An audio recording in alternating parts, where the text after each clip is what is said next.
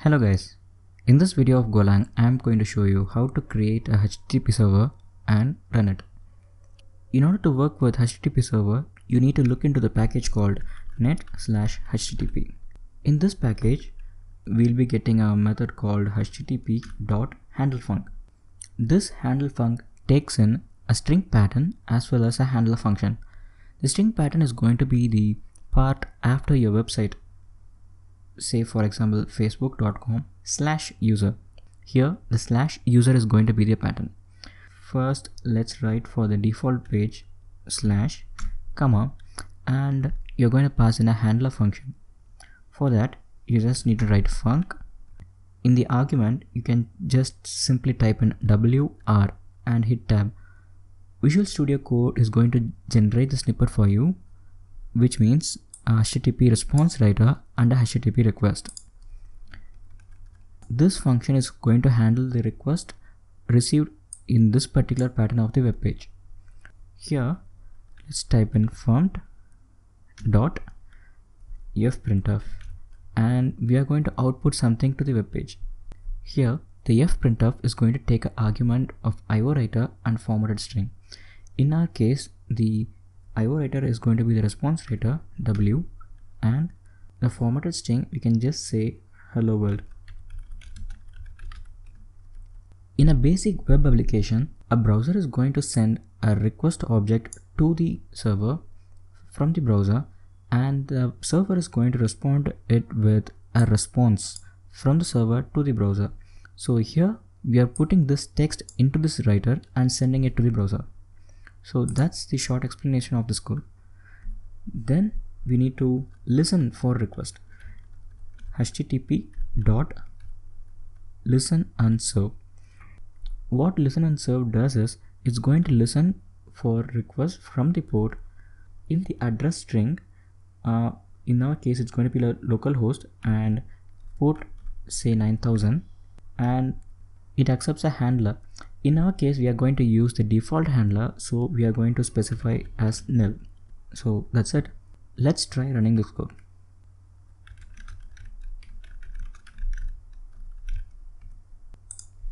So let's type in localhost and 9000. Here we got their text hello world in this page.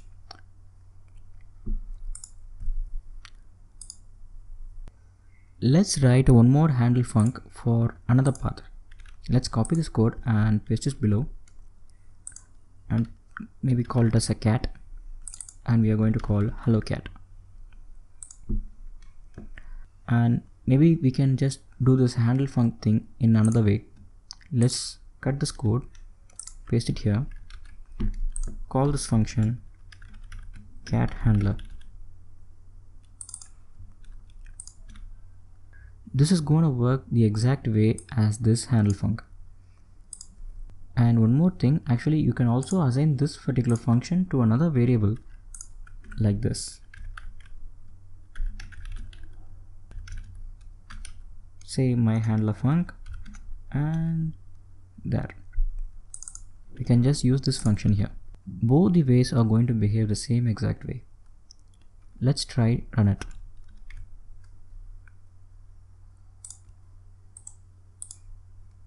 Hello world. Let's try the cat page. Hello cat. As of now we have just displayed empty text in a web page, but that's not how a normal web page works. You need to display HTML in the web page. So let's try to do that. We'll just make this hello world text to a heading tag.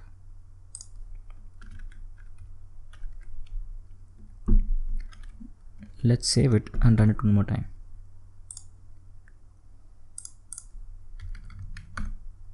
Our browser has converted the text that we have sent to the browser as a HTML. In order to find what's happening behind the scenes, you can go to the developer options. In Chrome you can just press F12 and it takes you to the developer options. Under the network tab you just click here all and go and refresh this page. You can find the response that we have got from the browser here. The one we are going to look into here is the content type. If you see this, the content type is by default set by Chrome as text bar HTML. The browser understands the data that the server sends it, and it automatically sets this content type as text bar HTML. But this browser capability is not available for all the browsers, so it's better that we set this content type manually. Let's try that also. You can just go here. Our W is the response writer dot header. We have a function called set. This set function takes in a key and a value pair. The key is going to be the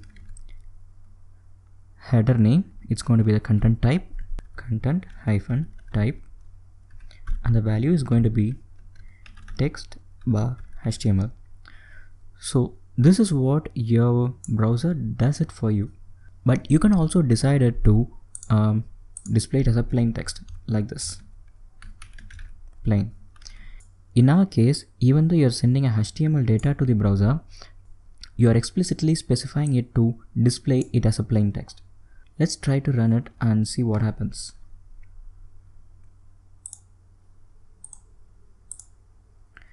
If you see this, you are getting the HTML tags as a text. Since you explicitly set the content type to plain text, the browser just display it as a plain text over here. Now we'll just try to display the content of a HTML file in the web page. For this, we have created a HTML page, cat HTML. This has a title set to cat and a paragraph tag saying hello from cat page. So this is the HTML page that we are going to display when we visit the cat page. So for that, we'll just remove this and type in http.serve file. So serve file will be taking 3 arguments: a response writer, a request, as well as a name string.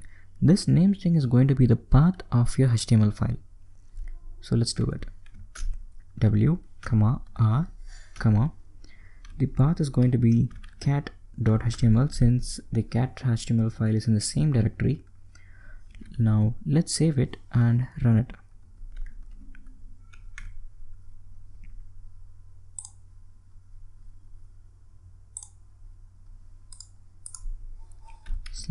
/cat. So hello from cat page. So this is how you will be displaying a static HTML page in your Golang. Now let's try to display a dynamic HTML page using Golang. For this, you're going to use something called a template. In order to use a template, you just need to import HTML/template. Now let's replace this. A dynamic page is something where you're going to pass in the value from Go to HTML. So this value can change at any point of time, and this value will be sent from Go to HTML to be displayed on the web page. So for that, we are going to use the template. We have just created a template.html file, and this is a sample HTML page. So in this page, you want to display a value that is being sent from Go. For that, you need to create a placeholder. Say we are going to display that value in a h1 tag. For that, you need to give a double curly braces and with a dot in it. So what it does here is it's going to directly print the value that is being received from Golang in this heading tag. So let's try to send a value to the HTML template. For that, we are going to use template.parsefile function that is available in the HTML/template package that we are imported right now. This parsefile function that is going to take in file name and going to return a template pointer and an error. So let's pass in the file name. In our case, it's going to be template.html. So this is going to return a template pointer, t, and an error underscore. Now we are going to execute this template using t.execute. This is going to take in a writer and data. In our case, writer is going to be our response writer and and data is something that we are going to pass into the browser. Type in data and we'll just create a data variable here. Let's pass in some text. So that's it. Let's try to run this.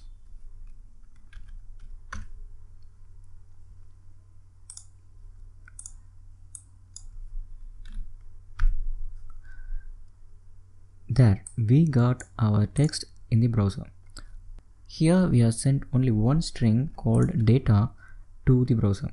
In most of the cases, we'll be needing to send multiple data to the page. In that case, we need to create a struct. Let's try that. Type and we'll call the struct as page data struct. Let's call it title and of type string and heading type string and a body type string. Let's put some values in the struct by creating a variable for this custom data type. Title is going to be some title.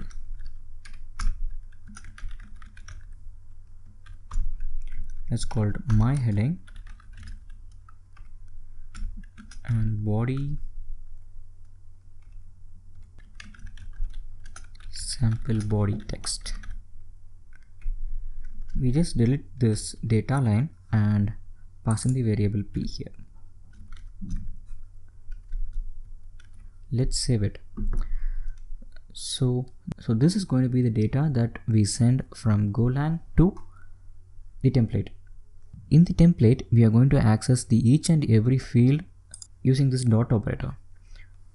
We'll just type in dot heading so that we'll be able to get the value of heading in the h1 tag, and body we'll just try to print it in the p tag.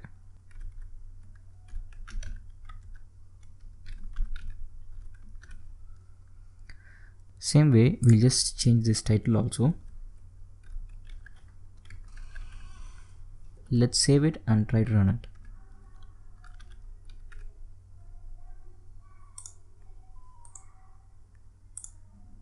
Okay, in our case we got the title and the heading, but the body is missing. Let's see.